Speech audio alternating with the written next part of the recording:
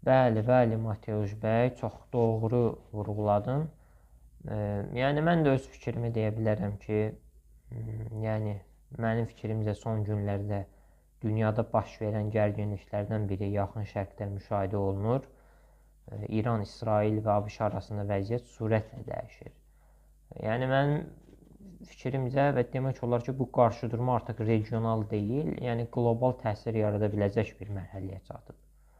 2026-cı ilin demək olar ki, fevralının sonlarında İsrail və ABŞ İran ərazisindəki hərbi obyektlərə qarşı koordinasiyalı zərbələr endirdi.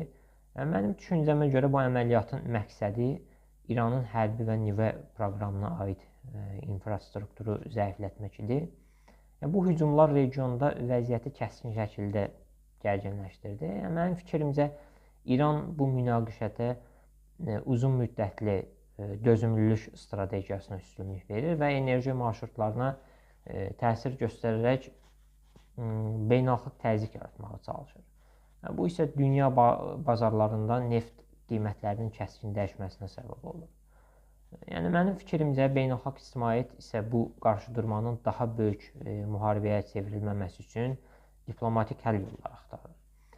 Çünki bu münaqişə yalnız üç ölkə arasında deyil.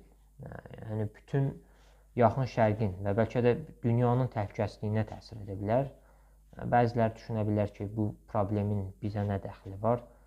Yəni mənim fikrimcə isə savaşın olması hər halda digər ölkələrə, xüsusilə qonşulara da problem yarada bilər. Düzdür Mateusz? Yəni mən belə düşünürəm.